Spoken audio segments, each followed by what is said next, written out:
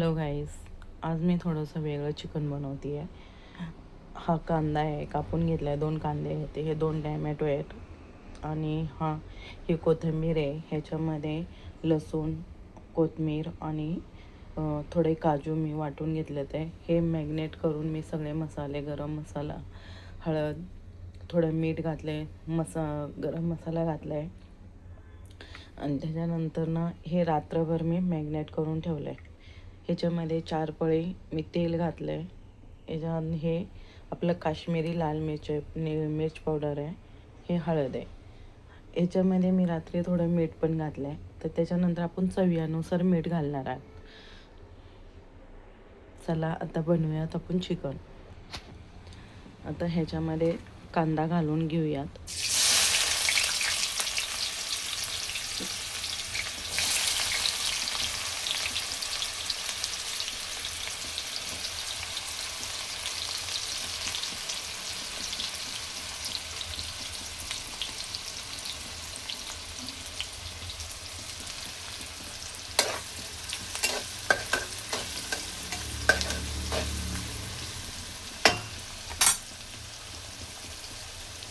हे काश्मीरी लाल मिरची आहे आणि ही हळद आहे.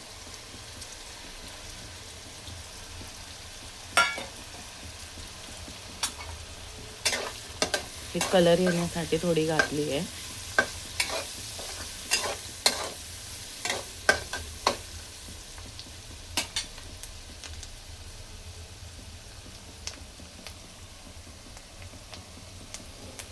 कांदा थोडासा लालसर चांगला झाल्यानंतर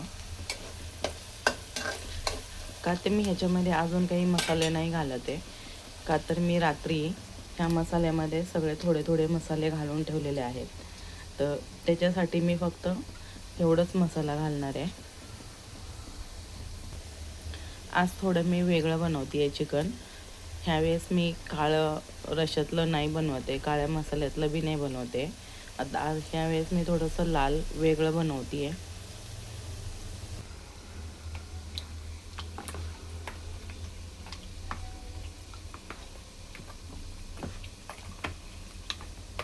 हे रात्री मी मुरू घातलं होतं, म्हणजे मॅग्नेट करून ठेवलेलं होतं. त्याच्याने काय होतं की चिकन जे आजकाल खूप असं कडक येतं आणि खायला टेस्ट पण लागत नाही आहे. पण असं रात्रभर तुम्ही असं मुरवून ठेवल्यानंतर चिकन शिजतं बी पटकनी आणि खायला पण चवदार छान लागतं. हे आपला थोडा कांदा लाल झालेला आहे. तर ह्याच्यामध्ये आपण टॅमॅटो घालूया.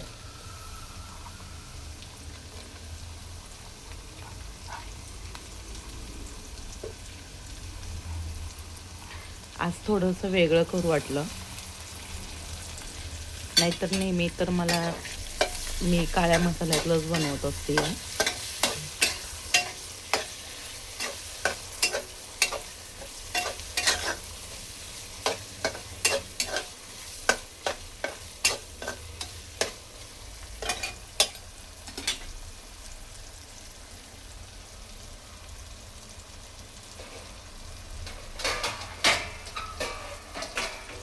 त्याच्यावर थोडं झाकण घालूयात.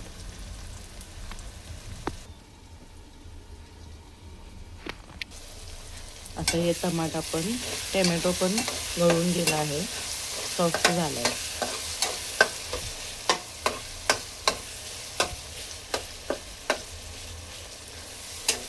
अजून थोडासा भाजून घेऊयात आपण.